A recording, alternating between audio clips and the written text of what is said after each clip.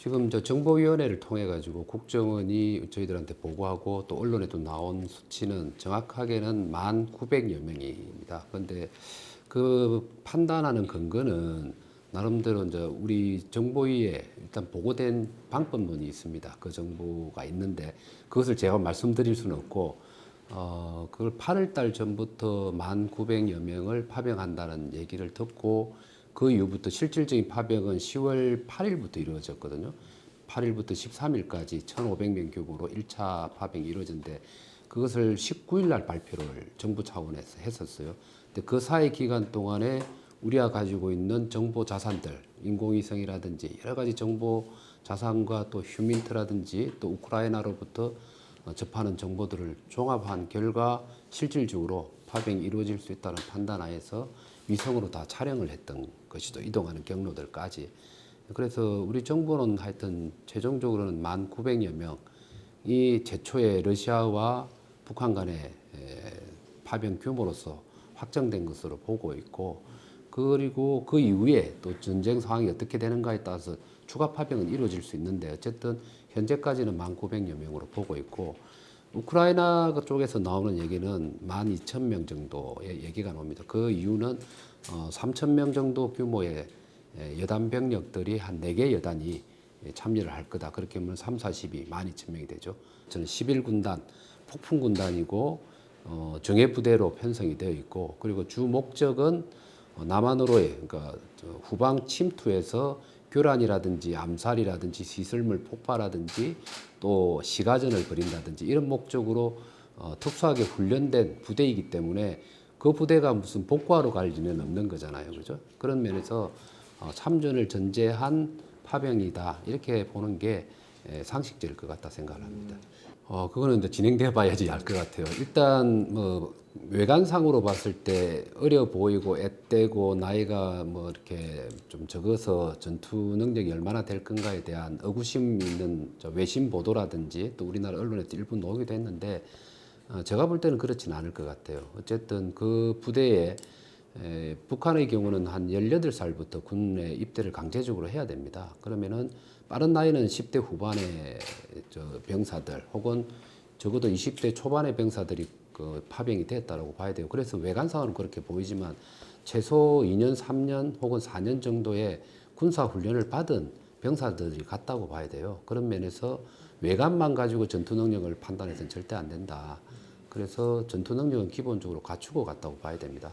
그런데 문제는 폭풍군단의 경우는 아까도 제가 말씀드린 것처럼 후방 침투를 하는 게 주 목적의 임무인데 우리 한반도 안에서의 전쟁을 가상을 해서 후방 침투로 훈련을 해왔거든요. 그러니까 산악지대를 가벼운 경무장을 하고 빠른 속도로 이전해서 후방에 들어가서 교란하는 게 훈련의 주 내용이었잖아요. 그죠? 그 다음에 시가전이라는 표현했는데 건물이 많은 곳에서 전투가 벌어졌을 때 어떻게 하면은 효율적인 성과를 낼 거냐. 이 훈련들이 이루어진 병사들인데 지금 파병돼 있는 지역, 특히 참전의 가능성이 높은 쿠르스크 지역은 아예 평원 지역, 그러니까 보이지 않을 정도로 아주 넓은 평원 지역이고 개활지이기 때문에 북한에서 훈련받았던 지형하고는 완전히 다른 상황입니다. 그래서 그 전쟁, 그러니까 개활지에서 바로 몸과 신체가 드러날 수밖에 없는 상황, 특히나 참호를 파고 들어가서 거기에 숨었다가 나와야 되고 참호에 숨어 있는 병사들을 드론으로 공격하는 이러한 전투가 진행되고 있는 상황에 과연 지금까지 받은 훈련으로 극복을 해낼 수 있을지 이제 그 부분은 의구심이 드는 거죠. 그래서 일부 언론에서 나오는 것처럼 총알바지, 뭐 그다음에 고기 분쇄기에 들어간다는 이런 미국의 조야에 있는 정부 관계자가 표현을 했는데 안타까운 죽음으로 그냥 돌아올 가능성도 상당히 높다고 봐야 됩니다. 김정은은 왜 파병을 했느냐, 그리고 또 참전할 거냐에 대한 김정은의 계산법은 분명히 있습니다. 가장 작게는 경제적인 이득이 돌아올 수가 있죠. 파병된 군인들에 대해서 1인당 월 2,000불을 받게 되잖아요. 그죠? 만여 명이면 상당한 금액이 됩니다.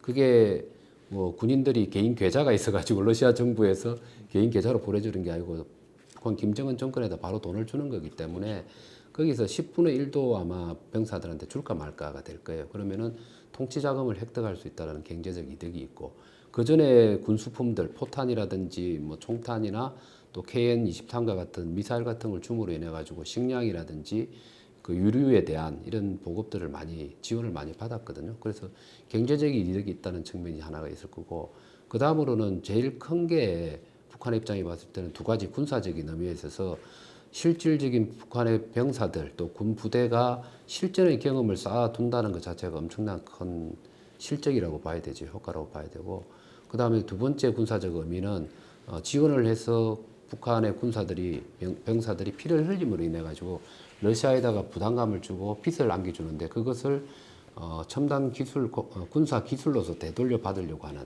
그게 이제 ICBM과 관련된 거라든지 군 정찰 위성과 관련된 거라든지 이런 식으로 돌려받는 것들이 있을 거예요. 이 목적은 김정은 계산법에 따르면 정권의 통치에 있어서는 유효한 결과를 얻을 수는 있다고 봅니다. 그러나 일반 주민들의 입장에 봤을 때는 내 자식들, 북한도 이제 뭐 자식을 2명, 3명 낳는 시대가 아니고 1명밖에 안 낳는 시대로 지금 돌입해 있는데, 군대에 가서 그 러시아가 일으킨 침략 전쟁에 가가지고 목숨을 잃게 되면은 북한 내에서 동료가 상당히 있을 수 있다라고 저는 보고 있고요. 이미 국정원에서도 보고를 하고 있습니다만 사망자가 아직 발생하지 않았지만 참전했다는 그 자체에서도 별로 좋지 않은 소문들이 확산되고 있다는 거예요. 왜 남의 나라 전쟁에 우리가 희생이 돼야 되느냐 이런 소문이 돌고 있고, 또 그리고 그 군인들 중에서는 혹시나 자기들이 차출되어서 파병 가지 않을까라는 두려움의 목소리를 내는 것도 들리고, 그 다음에 이제 이런 것들이 확산되는 걸 방지하기 위해 가지고 장교들이 가지고 있는 휴대전화를 군사기밀 보호라는 명분 아래서 사용하지 못하게 한다든지, 그리고 또 파병 갔다는 말 안 하고 훈련 갔다라는 표현을 한다든지, 그 다음에 이제 그 파병 간 가족들을 2주 격리시키는 부분도 보이기도 하거든요. 그 정도로 북한 내에서 상당한 동요는 일어날 수 있고 김정은 정권에 대한 불만들이 고조될 수 있는 계기는 된다고 봅니다. 그래서 종합하면 참전에서 아직은 사망자가 나오지 않았잖아요. 참전에서 전쟁이 벌어지고 사망자와 추가 파병의 규모가 어떻게 되는가에 따라서 상당히 이득만 남을 건지 아니면 거기에다가 부작용으로서 주민 불만이 가중될 건지는 앞으로 상황에 따라서 전개가 달라질 수 있다고 봅니다. 저는 야당이 이 점에 대해서는 그 좀 전향적으로 입장을 바꿔야 된다고 생각을 합니다.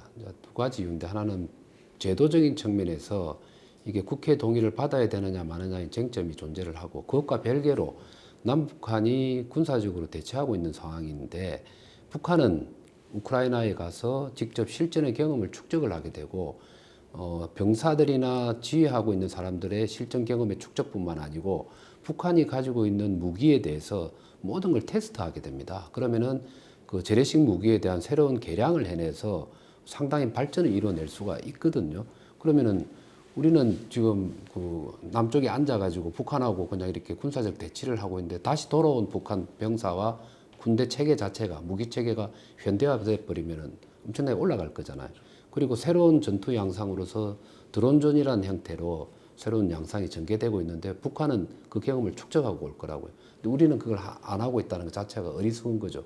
우리가 직접 총을 들고 전투를 하는 게 아니고 그걸 분석하는 거죠. 북한은 어떤 훈련을 받아왔고 실질적인 전투력이 어느 정도 되는지, 그 다음에 북한의 군사 무기는 어떤 식으로 되어 있는지, 그리고 실제 우리도 드론전이 어떻게 전개되는지를 봐야지 혹시나 모를 북한과 우리 간의 군사적인 전쟁이 벌어질 수도 있는 거잖아요. 그럼 그때를 대비해서라도 우리도 경험을 축적해야 되는데 이걸 안 하겠다는 것 자체가 이상한 거죠. 우리가 왜 남한에서 군인들을 계속 훈련을 시킵니까? 그건 가상의 전쟁을 염두에 두고 시키는 거잖아요. 근데 북한은 실전에 가서 경험을 축적해 오는데 우리는 그걸 안 한다? 그건 좀 어리석은 거라고 봐야 된다고 보죠. 그래서 군사적인 측면에 봐서도 반드시 우리는 가서 총을 들고 싸우자는 의미가 아니고 참관단을 보내야만 한다라는 거고, 그다음 제도적인 측면에 가서 국회의 동의를 받아야 되느냐에 있어서는 헌법 60조에는 국회를 통해서 반드시 파병의 승인을 받아야 되는 내용이 있습니다만, 또 과거의 사례라든지 또 다른 규정을 보면 개인 단위의 파병을 갔을 때는 국회의 동의 없이 국방부 장관의 지휘 아래서 결정권을 가지게 되어 있고요. 근데 부대 단위로 파병을 갔을 때는 국회 동의를 반드시 얻어야 됩니다. 근데 그게 이제 과거에 이라크전이 벌어졌을 때 우리 군부대가 파병을 갔는데 실제 사전에 갔던 그 참관단 내지 조사단의 관점에 간 군인들은 국회 동의 없이 먼저 갔거든요. 그런 걸 전례를 대입을 시켜 본다면 당연히 이번 갈 때 국회 동의 없이 갈 수도 있는 거죠.